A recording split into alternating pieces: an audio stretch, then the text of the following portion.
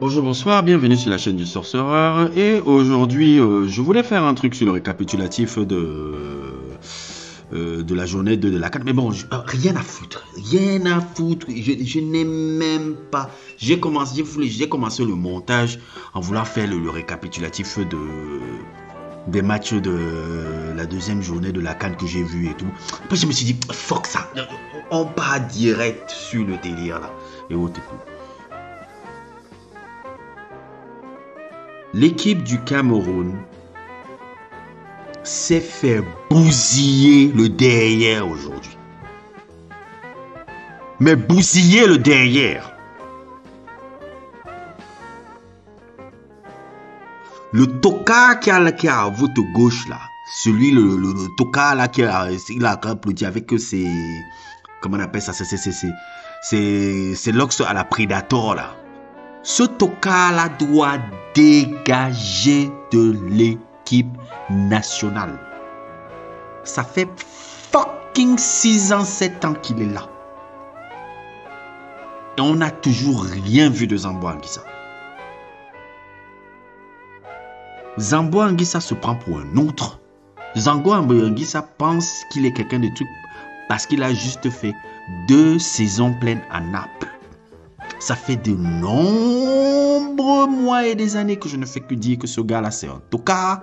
Il jouit depuis quelques années d'une sorte de culte following un peu par certains supporters camerounais qui se masturbent devant ce mec-là, alors que ce mec n'a jamais rien apporté aux équipes du Cameroun. Ce mec-là, ça doit être sa dernière compétition internationale avec l'équipe nationale et il fout le camp. L'autre tocos là qui a le... Comment on appelle ça? Qui a le papayer sur la tête là. Ce tocard aussi doit dégager. J'avais déjà fait un sujet sur ce mec là, sur cet imbécile là. Qui pense que l'équipe nationale c'est littéralement sa maison. Le mec vient, ne fait pas la préparation. Il vient le deuxième match comme ça et il te fait le premier but d'Ismaël. Là, ça c'est littéralement lui qui crée l'occasion. Et le but de Sadio Mané qui est littéralement une caresse de ballon. Le gars vient, il plonge. C'est un tocard à éliminer de l'équipe nationale. Et puis il y a mon troisième. Magnang. Respect à Magnang. Respect à qui il a été. Respect à ce grand champion de l'histoire du football camerounais. Je ne veux pas le traiter comme les 2 enculés de gauche là. Les 2 enculés de gauche là ne méritent absolument même pas d'avoir du respect dans le football camerounais. Ils ne méritent rien. Ceux-là, on doit les insulter de chiens verts, qu'ils aillent chier au rail.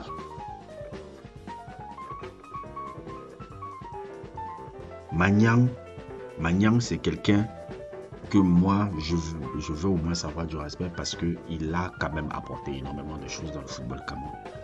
Mais Magnang ne sert à rien en tant que sélectionneur. Il n'est pas compétent. Magnang, je pense que notre président de la fédération doit se poser les bonnes questions. Et en se posant les bonnes questions, prendre la décision qu'il faut de se séparer de son Barnac. Il n'est pas qualifié pour le poste. Il n'a pas de managérial humain. C'est pas un manager. Moi, je me disais qu'il pouvait être au moins un manager humain. Il ne l'est pas. C'est aussi aucun sens tactique et aucune il n'a même aucune flair pour des remplacements et autres et tout là-bas. Il reste sur ses acquis. Il n'arrive même pas à changer autres et tout là-bas. Rigobert Song,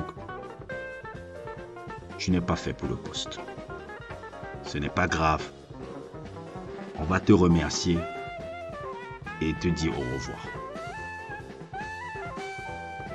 Tu n'es pas fait pour le poste. On aurait voulu que tu sois ce gars-là qui amène aussi les Lions indomptables au sommet du football continental et international.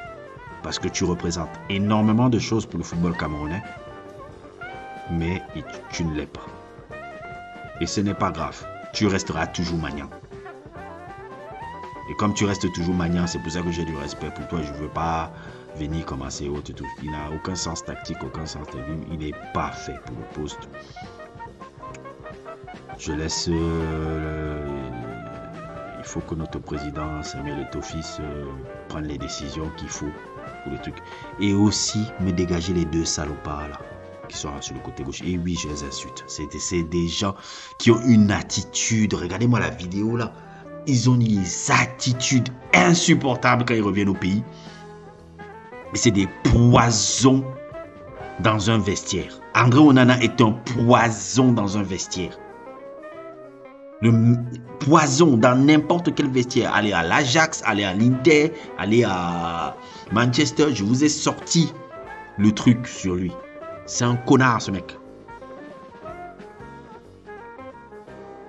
L'équipe du Sénégal a été excessivement performante aujourd'hui.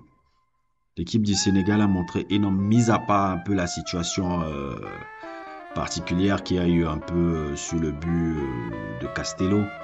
Globalement, l'équipe du Sénégal a maîtrisé le match. Elle a maîtrisé le match de bout en bout. Elle a dégagé une certaine forme de sérénité qui était incroyable. Je le dis tout de suite, avec le Maroc, le Sénégal est bien parti pour gagner cette CAN. Le Maroc est aussi un autre, a dégagé aussi beaucoup de sérénité dans le foot. Et le Sénégal, le Sénégal est gros, arrive gros comme une maison. Hein. Mais moi, je me dis, franchement, Karim Séga Diouf, il faudrait qu'on parle énorme. Je répéterai toujours le nom de ce gars-là. Karim Séga Diouf a changé à tout jamais le mindset des footballeurs sénégalais. Tu m'aurais dit il y a 10 ans, le footballeur sénégalais, j'allais le voir comme ça, je t'aurais dit, tu te fous de ma gueule. Que les mecs là, c'est des gars que dès qu'ils commencent à bander et autres et tout, et dès qu'ils commencent à truquer, la tête gonfle et patati. Le footballeur sénégalais a changé. Pas forcément dans le jeu, mais dans le mindset. Le footballeur sénégalais est maintenant un gagneur. J'ai l'impression de voir la version un peu des gars du Cameroun de 2002 ou l'Égypte de 2008 avec cette équipe du Sénégal qui est championne en titre. Elle est bien partie pour la conserver. Cette osmose entre jeunesse et vétérans que sont maintenant Sadio Mané et Koulibaly. Et Koulibaly, putain, mais Koulibaly, c'est un monstre. C'est un monstre derrière. Je ne savais même pas si le Cameroun pouvait marquer un but haut et tout là. Koulibaly est un monstre derrière.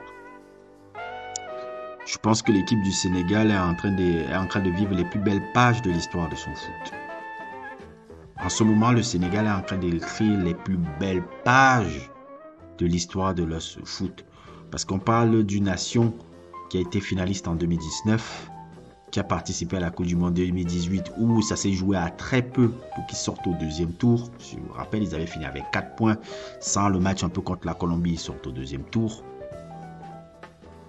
Qui arrive encore à gagner la CAN 2022 et après qui arrive à participer à la Coupe du Monde 2022 sans son meilleur joueur et à arriver à sortir de la poule et finir en 8e sans son meilleur joueur Sadio Mané. C'était un tour de force. Ça montre que dans cette équipe-là, il y a un groupe, un truc. C'est vrai que le jeu aujourd'hui était un peu plus plaisant sur le club foot sénégalais. Je pense un peu à... Il y a une action à partir de la 56e minute, là où il y a une séquence incroyable de touche de balle où ça arrive même le ballon jusqu'à Sadio Mané. S'il n'y a pas ce tacle de... C'est Nounou, je ne sais plus comment il s'appelle encore le gars là. Un joueur le joueur camerounais là qui a beaucoup de cœur. Il a mouillé le maillot au moins. Et aussi Castello. Les meilleurs joueurs camerounais, c'est Nkoudou, Castello et Nounou. C'était les 3 joueurs là. Le reste, Olivier Kemen. Olivier Kemen n'a aucun niveau. Olivier Kemen. Je suis désolé sur Olivier Kemen. Moi, je sais pas, le boy de Lyon là. Je sais que tu es marié. Tu vas rejoindre ta femme Betty Richou là. Tout là-bas. Et franchement, laisse l'équipe nationale là. Déjà qu'à la base, tu es un gars qui doit jouer en France et tout. Non. Olivier Kemen, non. C'est une arnaque, mais pas possible. Mais bon, je vais pas être méchant avec lui. Parce qu'au moins, s'il ne se prend pas comme un autre, comme les 2 tocos là, les 2 tocards, des tocards qu'on laisse des passes comme je ne sais pas, comme pas permis dans le football camerounais. Ces 2 joueurs sont les 2 plus grands tocards de l'histoire du football camerounais. C'est les 2 plus grands tocards de l'histoire du football camerounais. Si vous voulez voir les 2 plus grands tocos de l'histoire du football camerounais, c'est bien les 2 zozos que vous voyez là. Predator ici et Bart Simpson qui est au milieu là. Le football camerounais, je ne fais que faire des sujets sur le football camerounais depuis là. Vous avez vu tous mes sujets sur le football camerounais. J'espère qu'on ne se qualifiera pas pour le second tour. J'espère qu'on va rester au premier tour là. Comme ça, ça mettra en place de se poser les vraies questions sur le travail de formation des joueurs. Je ne fais que le répéter tout le temps. Tant qu'on ne fera pas un travail de formation sur les joueurs, quel type de joueurs camerounais on doit former? Est-ce qu'on est encore obligé de prendre encore des gros 6 et des gros milieux de terrain là? Le déficit technique que j'ai vu aujourd'hui dans le match contre le Sénégal était effrayant. Les mecs sont des Golgoth. Aucune maîtrise technique. Et plus encore, ajouter à ce gars-là, Zambo Anguissa, qui se prend pour Redondo, avec sa nonchalance insupportable. On doit se poser les questions sur la formation de football au Cameroun. On doit se poser sur la réflexion des penseurs. S'il y a des penseurs dans l'histoire du football camerounais. Je ne fais que répéter, Sampaoli est là.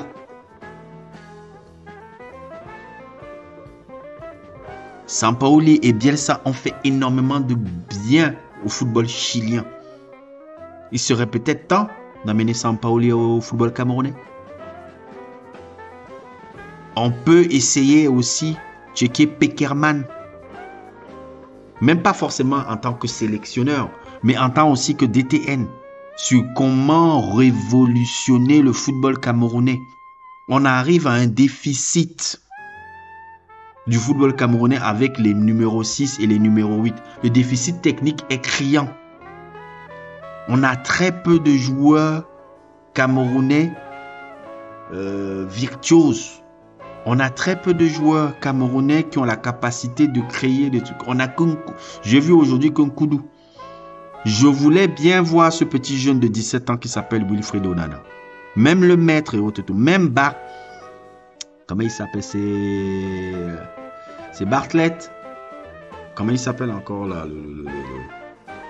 le jeune joueur, j'oublie le nom là.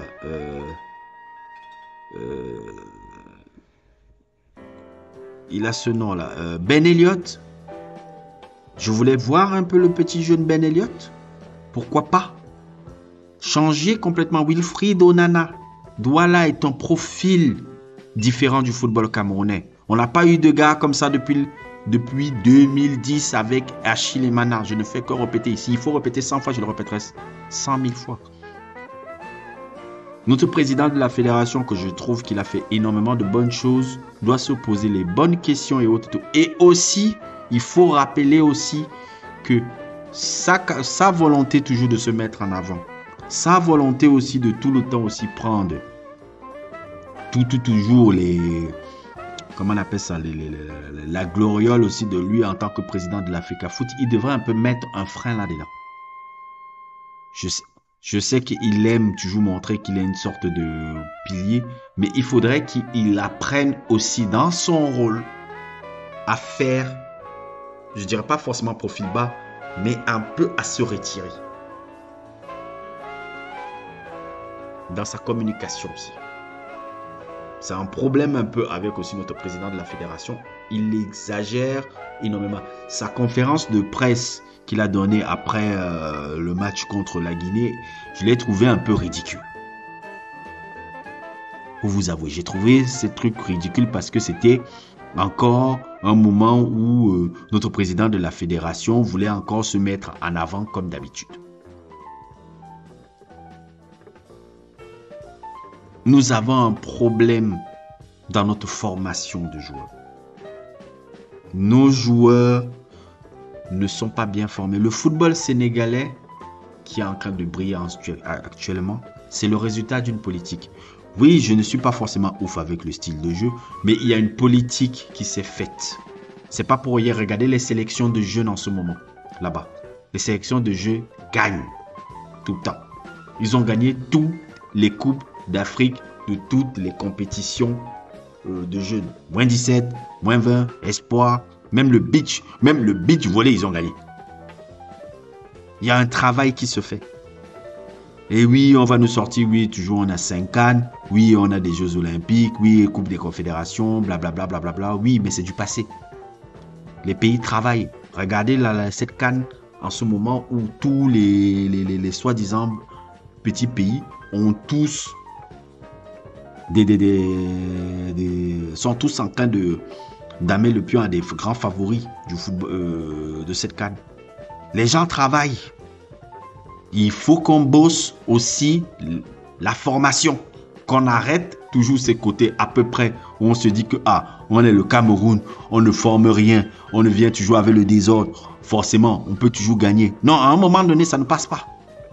À un moment donné, ça ne passe pas. À un moment donné, il faut de la compétence. Et la compétence par de la formation sur les jeunes. Il faut révolutionner complètement le joueur camerounais. Il y en a marre des grands 6, il y en a marre des grands 8, et il y en a marre des gars catcheurs qu'on voit un peu là-bas. Sur le football camerounais. Le football camerounais a besoin de ça.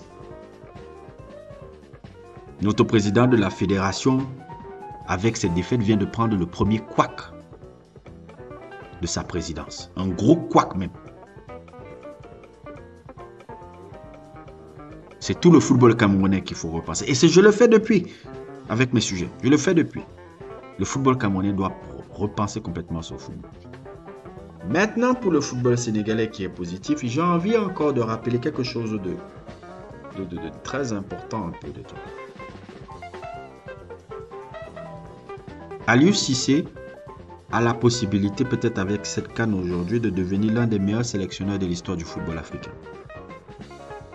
S'il amène au moins le Sénégal en finale de la Coupe d'Afrique, juste en finale, il devient pour moi parmi les 5 ou 10 ou 5 sélectionneurs africains les plus impactants de tous les temps. À côté des gars comme Hervé Renard, Claude Leroy et bon nombre de gens importants aussi de l'histoire du foot africain.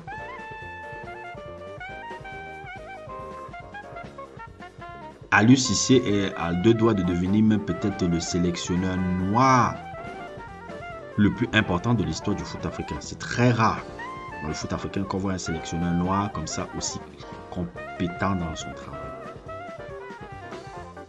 C'est complètement honteux ce que la fédération sénégalaise fait à ce gars-là.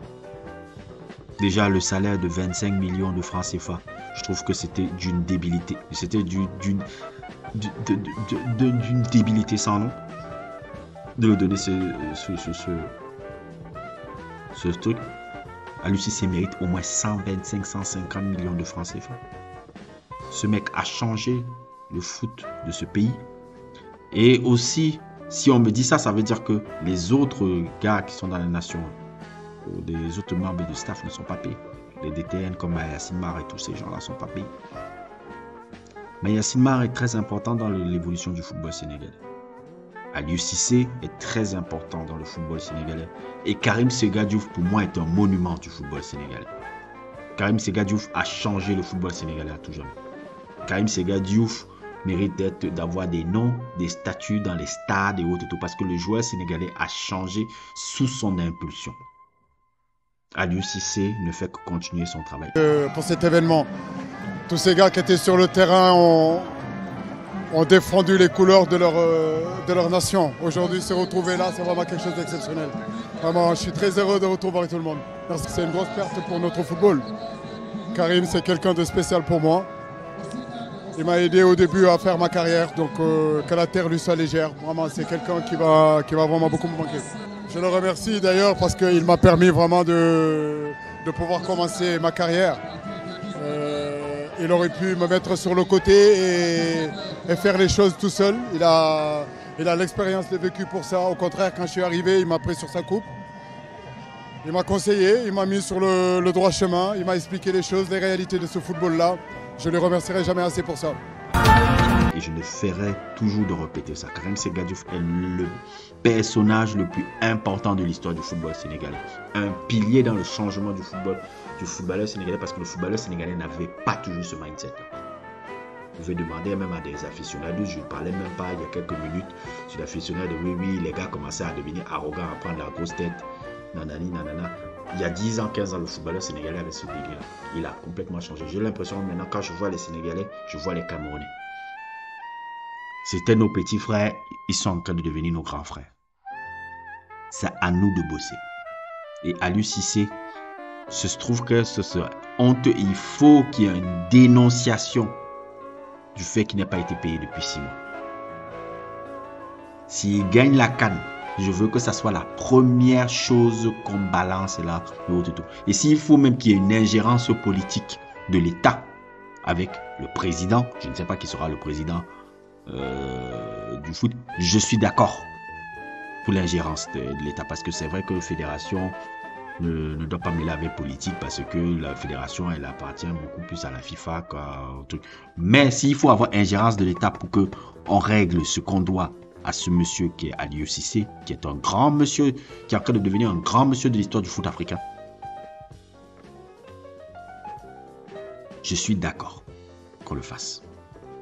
Parce que ce qu'on est en train de faire là, de ne pas payer un gars comme ça qui est en train d'écrire les plus belles pages de l'histoire du football sénégalais, le football sénégalais va entrer dans le Gotha des plus grandes nations de l'histoire du foot africain, peut-être à partir de cette CAN. Et c'est grâce à tout Karim Séga Diouf, Aliou Cissé et Mayacine Mar, ces 3 personnes. Et vous voulez me dire que vous allez payer non seulement le gars à 25 millions et que même quand qui n'a même ces 25 millions de francs CFA, il ne les a pas reçus depuis 6 mois. Il faudrait un lobbying pour ça.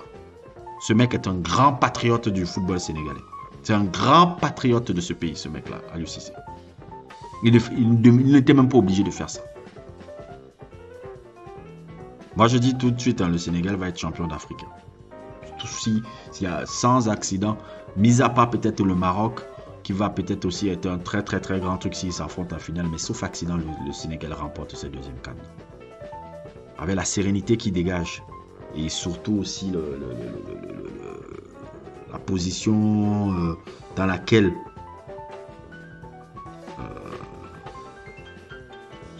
la position dans laquelle, ou d'avoir été champion en titre déjà, ça me rappelle le Cameroun en 2002. C'est quelque chose qui fait que tu reviens avec une sérénité comme j'ai vu là dans les 2 premiers matchs. Là. Moi, j'aimerais que le Sénégal gagne une seconde CAN parce que ce sera le résultat aussi d'une grande politique qui arrive depuis plus de 10 ans.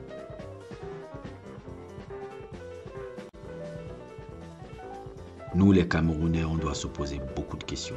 Et ça revient encore sur mes sujets que je lève. Notre président de la fédération doit se poser les bonnes questions sur le projet de jeu. Et c'est peut-être moi qui peux amorcer ça. C'est un cri de cœur. Je me lance dans le truc. S'il faut que ce soit même moi qui viens dans la détente et qui propose les idées que je sais que personne dans le football camerounais en a, je suis partant. N'hésitez pas à liker et n'hésitez pas à vous abonner et à plus pour d'autres aventures.